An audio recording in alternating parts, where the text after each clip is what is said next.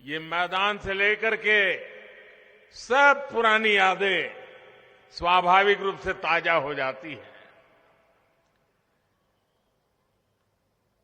शांता कुमार जी के साथ बरसों तक काम करने का अवसर मिला और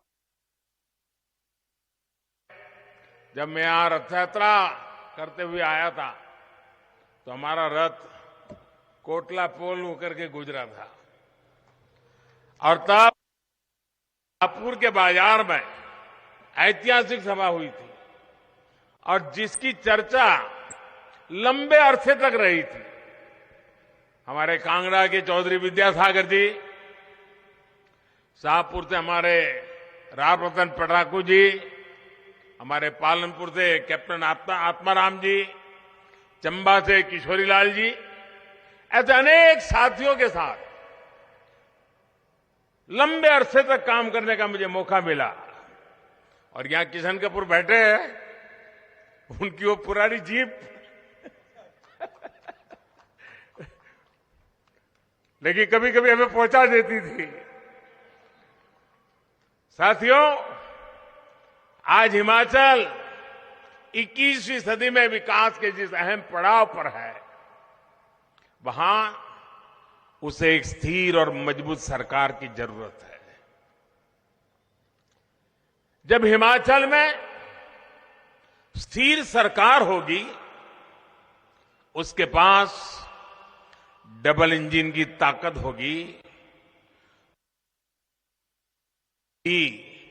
दूर करेगा और नई ऊंचाई भी उतनी ही तेजी से प्राप्त करेगा। ये काम सिर्फ और सिर्फ भाजपा ही कर सकती है।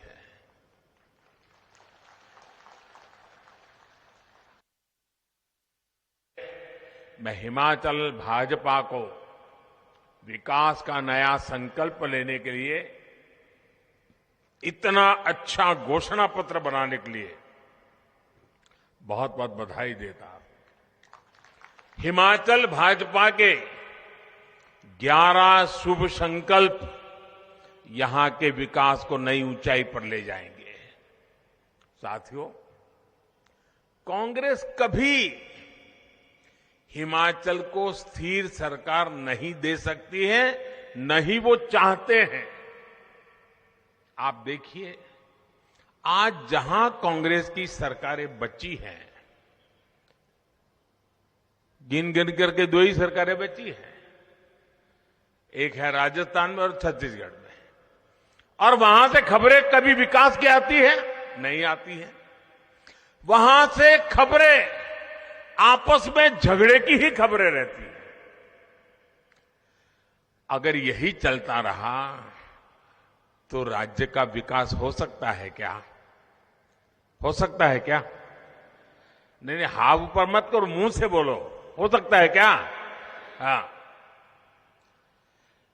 मेरा तो अनुभव कहता है, कांग्रेस यानी अस्थिरता की गारंटी, कांग्रेस यानी भ्रष्टाचार घोटाले की गारंटी, कांग्रेस यानी विकास कार्यों में रोड़े अटकाने की गारंटी।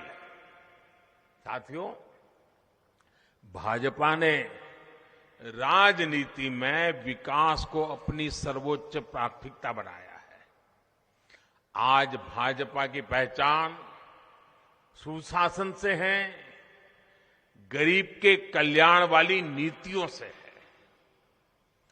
भाजपा वही बातें कहती है जो कर सकती है, और जो कहती है उसे पूरा करने के लिए पूरी शक्ति खपा देती है।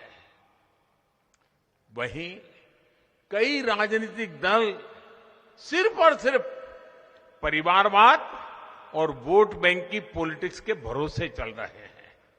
इसलिए बीजेपी की सरकारों का जैसे जैसे लोगों को अनुभव आता है, लोगों का विश्वास बढ़ता जाता है, और बार बार आशीर्वाद मिलता रहता है।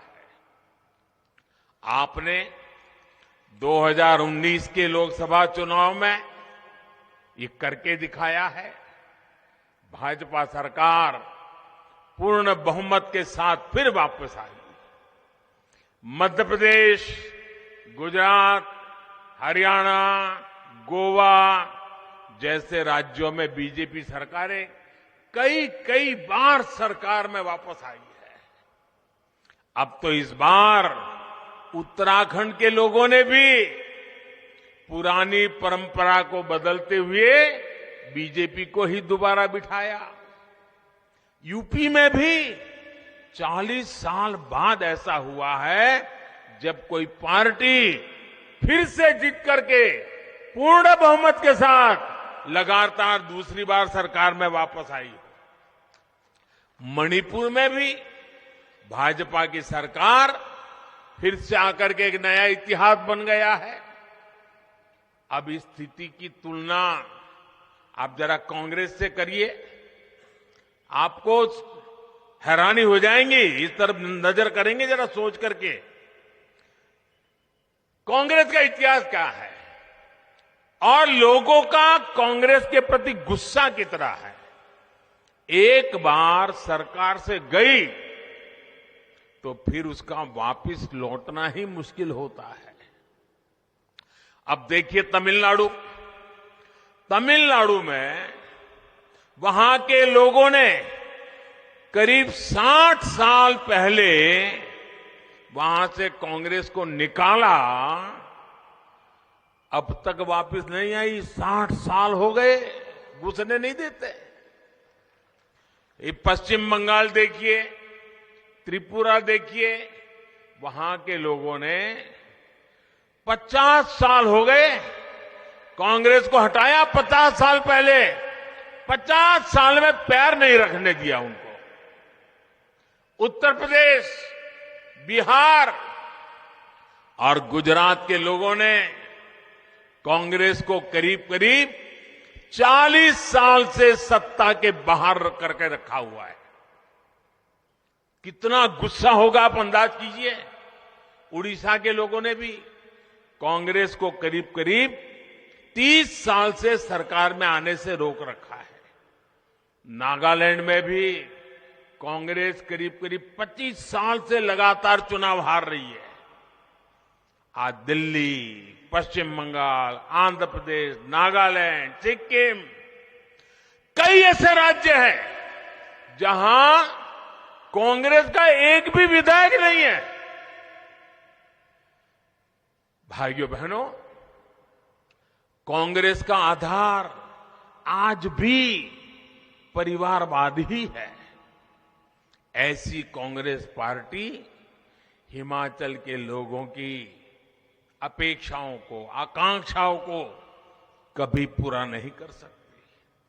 आपने 5 साल पहले कांग्रेस की विदाई कर दी थी, अब उसे लौटने नहीं देना है। घुसने मत दीजिए। आज मुझे ये देखकर खुशी है कि हिमाचल के लोगों को भी ये भली भांति समझ आ गया है कि 5 साल बाद हर बार सरकार बदलने की परंपरा, इस परंपरा ने सबसे ज्यादा किसी का नुकसान किया है तो राज्य का नुकसान किया है। राज्य के नौजवानों के सपनों को कुचल दिया है। कांग्रेस जैसे ये दल जब सरकार में होते हैं तो सोचते हैं कि 5 साल बाद सरकार तो बननी नहीं है, 5 साल के बाद बदल होने ही वाला है, तो फिर काम करने की क्या जरूरत है, मौज करो। यही करते रहते हैं ना। और इसलिए उनका अपना पूरा ध्यान 5 साल में जितना इकट्ठा कर सके, जितना माल लुटाई कर सके, तिजोरी भर सके, काली कमाई कर सके, उसी में लगा रहता है। ये जो राजनीतिक परिपाटी थी, इसको पूरे देश में बदलने का बीड़ा भाजपा ने उठाया है, देश के लोगों के आशीर्वाद से उठाया है। हम ऐसी राजनीतिक परंपरा बनाना चाहते हैं कि हम सरकार में ऐसा काम करें कि वोटर हमें बार बार अवसर दें। इसलिए हम विकास के लिए, देश के लिए हर जगह, हर स्तर पर काम कर रहे हैं। साथियों, जब सरकार में निरंतरता होती है, सरकार वापस आती है, तो लोगों को भी सरकार से हिसाब मांगने का मौका मिलता है। अगर आपने मुझे 2019 में न बिठाया होता तो आप मेरे से हिसाब मांग सकते थे क्या? नहीं मांग सकते थे, कोई और सरकार आ जाती। लेकिन आपने मुझे दोबारा बिठाया 19 में, तो आप मुझे पूछ सकते, मोदी जी वो क्या हुआ, मोदी जी उसका कब करोगे? और मोदी जी को भी लगेगा भाई मुझे करना पड़ेगा। ये जनता जनार्दन का दबाव बहुत काम करता है। अब आप सोचिए, कोरोना के समय कितनी मुश्किलें आई। हम भी यही सोच सकते थे कि भाई 5 साल के बाद तो सरकार बदलने वाली है, हिमाचल का तो रिवाज है, कोरोना आया है वैसे चला जाएगा। हम भी सोच सकते थे, लेकिन हमने वो नहीं सोचा। पहले भी हिमाचल के लोगों को मालूम है, कोई भी वैक्सीन वगैरह आती थी, आखिर में सारे देश का काम हो जाए तब जाके हिमाचल की बारी आती थी। भाइयों बहनों, हमने तय किया, जब हमें सेवा भाव से काम किया, हमने इस सोच को हमारे आसपास फटकने भी नहीं दिया। जब कोरोना आया तो हमने हिमाचल में टीकाकरण पर बहुत बल दिया। दूर दराज के इलाकों में भी हमारी सरकार पहुंची, हमारे स्वास्थ्य कर्मी गए, हमारी माताएं बहनें गई, उन्होंने लोगों को वैक्सीन लगाई और हिमाचल प्रदेश का पहला ऐसा राज्य हमारा बन गया जिसने 100% टीकाकरण पहले कर लिया। हमने ये नहीं सोचा कि 5 साल के बाद बदलते कुछ करने की जरूरत नहीं है। हमारे लिए तो यहां की एक एक जिंदगी मूल्यवान है। हिमाचल का एक एक नागरिक हमारे लिए ईश्वर का रूप है। यही हमारा काम करने का तरीका है। ऐसे ही काम के आधार पर हम भाजपा के लिए आपसे दोबारा आशीर्वाद मांग रहे हैं। और साथियों, आपको यह हमेशा याद रखना है कि हिमाचल के पास तो विकास के 2-2 इंजन है। वो कहते हैं ना, चौपड़ियां रोटियां साहिबी 2-2।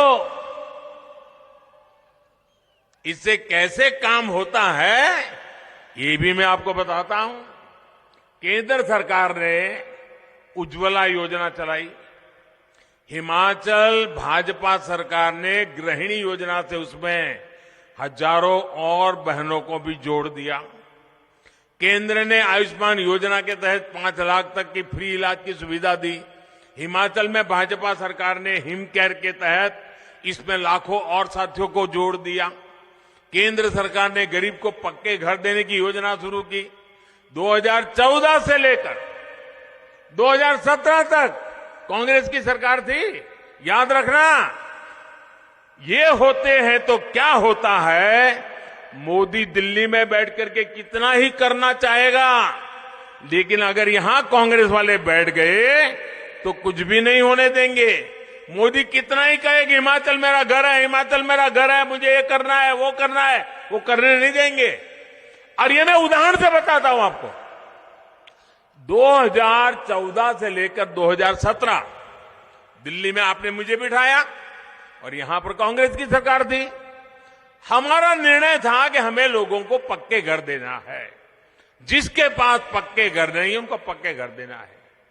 2014 से 17 3 साल कांग्रेस की सरकार ने कितने घर बनाए हिमाचल में? पूरे हिमाचल में पैसे भारत सरकार दे रही है, पैसे मोदी सरकार भेज रही है। हिमाचल में सिर्फ 15 घर बनाए। 15। शर्म आए ऐसा काम है कि नहीं भाई? ये कांग्रेस वालों का रिकॉर्ड देखो। और बाद में आपने जयराम जी की सरकार बनाई, और जयराम जी की सरकार बनाई, दिल्ली से मैं भी लगा रहा, हम दोनों मिल गए तो 10,000 गरीबों के लिए घर स्वीकृत हुए, 8,000 घर बन गए, 8,000 घर बन गए। अब मुझे बताइए, ये 15 घर बनाने वाले आपको चाहिए कि 8,000 घर बनाने वाले चाहिए? हिसाब समझ आता है ना भाइयों? देखिए, सबको सामाजिक सुरक्षा मिले, इसके लिए केंद्र सरकार ने पेंशन और बीमा की योजना शुरू की। हमने किसानों को, खेत मजदूरों को, छोटे दुकानदारों को 3,000 रुपये की नियमित पेंशन मिलने का रास्ता बनाया। इस भावना को हिमाचल की भाजपा सरकार ने और आगे बढ़ाया। कांग्रेस की सरकार ने पेंशन की उम्र 80 साल कर दी, और उसमें भी कमाई की शर्त रखी कि इतनी कमाई होगी, 80 साल हो गए होंगे। भाजपा की हमारे सीनियर सिटीजन के प्रति कितना सम्मान का भाव है। हम भी 80 साल को आगे बढ़ा सकते थे, हमने 80 साल को आगे नहीं बढ़ाया। हमने कहा नहीं, 60 साल के बाद सीनियर सिटीजन की चिंता होनी चाहिए, और हमने 60 साल की उम्र कर दी और कमाई की शर्तों को भी हटा दिया। इससे लाखों हमारे सीनियर सिटीजन्स को, जो कांग्रेस वाली सूची में नहीं थे, उन सबको पेंशन मिलनी शुरू हो गई। इसी प्रकार पीएम किसान सम्मान निधि के तहत हर साल हजारों रुपए छोटे किसान के बैंक खाते में जमा करते हैं।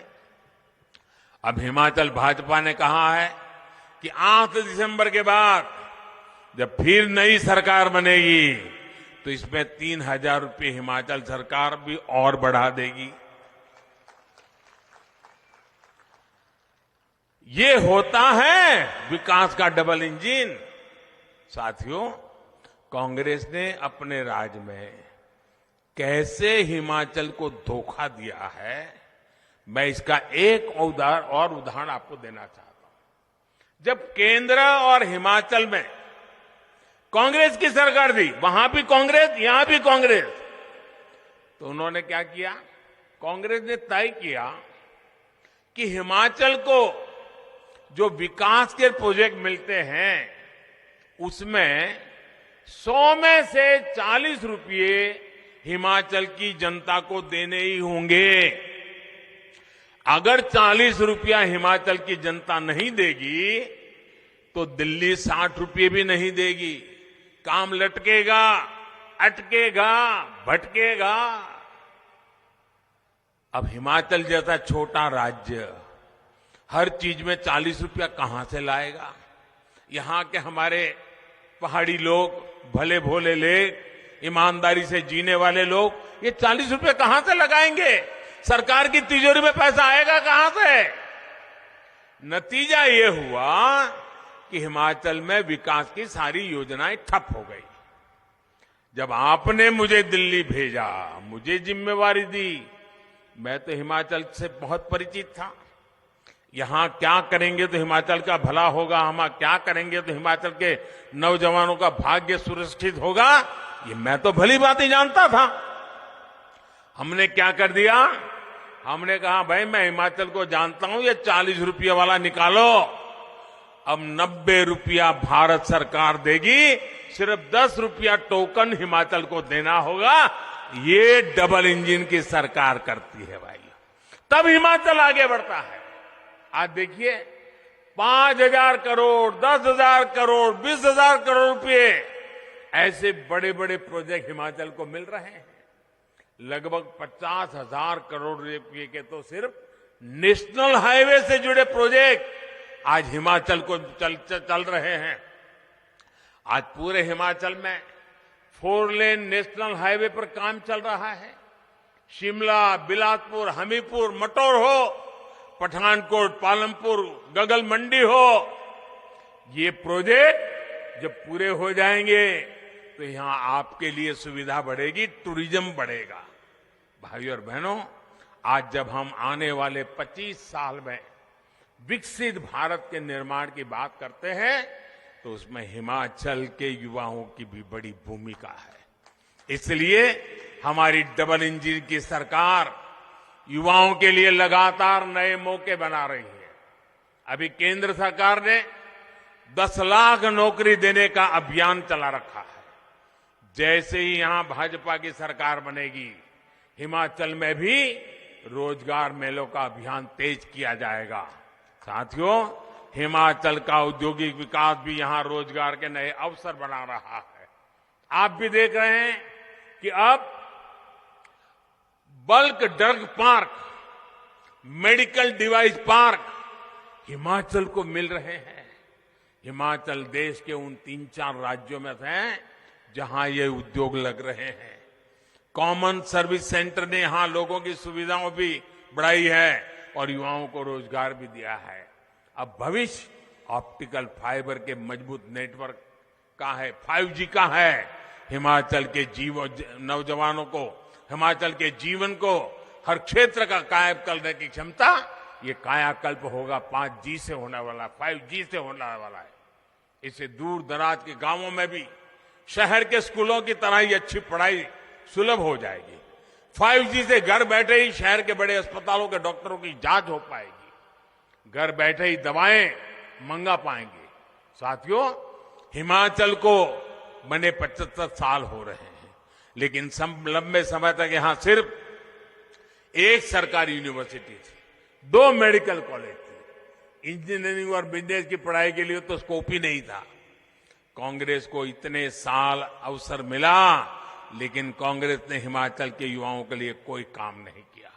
आज देखिए, हिमाचल में राज्य की 2 यूनिवर्सिटी हैं, एक केंद्रीय यूनिवर्सिटी है, टेक्निकल यूनिवर्सिटी है, हाइड्रो इलेक्ट्रिक कॉलेज है, ट्रिपल आईटी है, आईआईटी में सुविधाओं का विस्तार हो रहा है, आईआईएम है, एम्स है, नए मेडिकल कॉलेज है।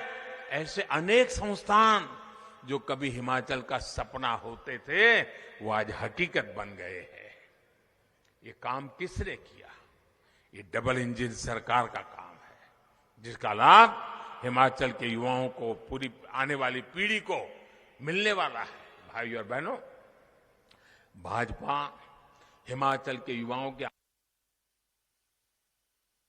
निरंतर काम कर रही है।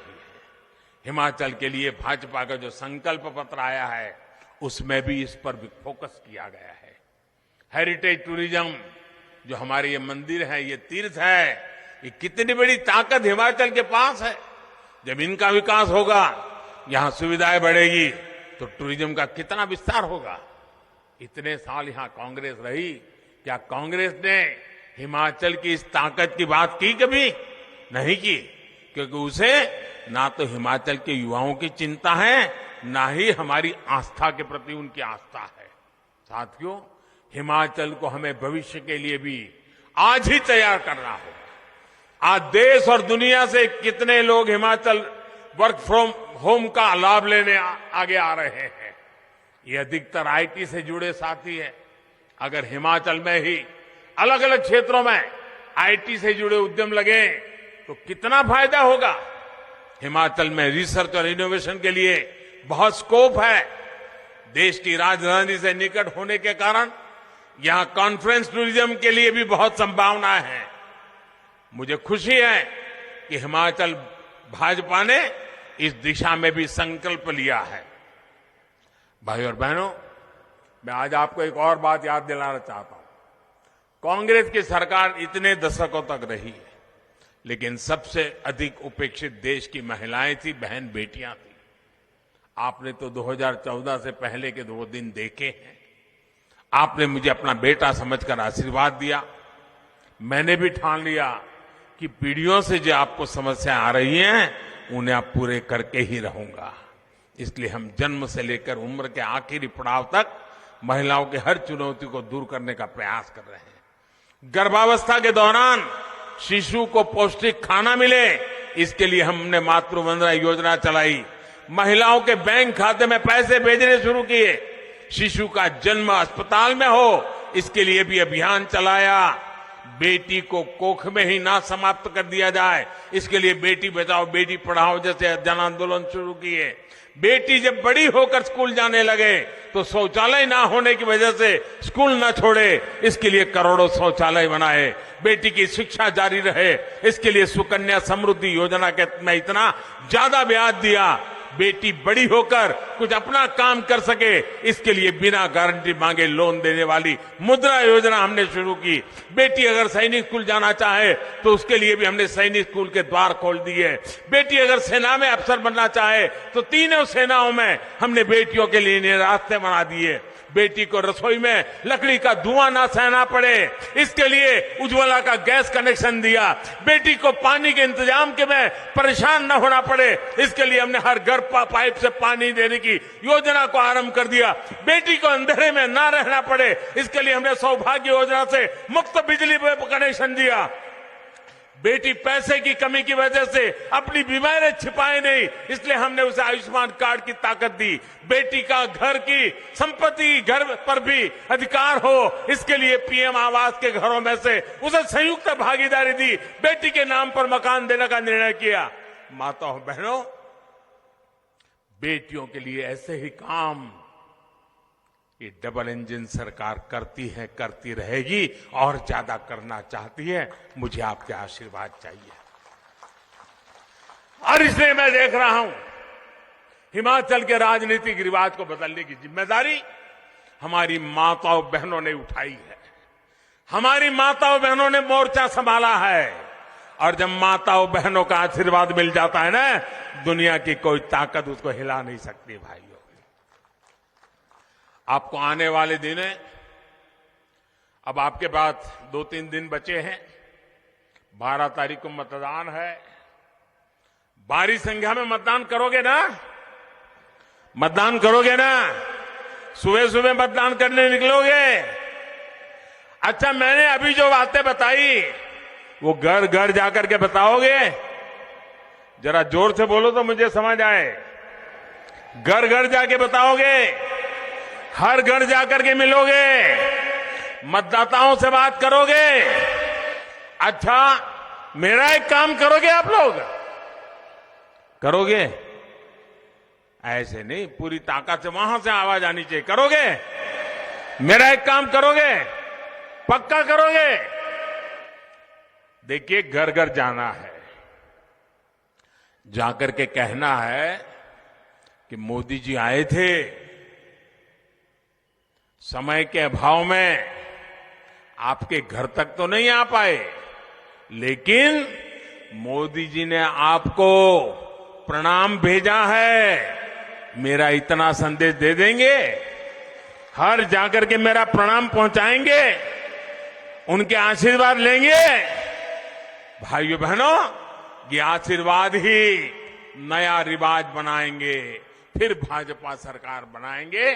लोगों को जरूर बताइए कि 12 नवंबर को जब बूथ पर पहुंचे तो सिर्फ और सिर्फ कमल के फूल को देखें और कमल के फूल पर अपना वोट डालें। इसी एक अपेक्षा के साथ मेरे साथ बोलिए, भारत माता की, भारत माता की, भारत माता की। बहुत बहुत धन्यवाद।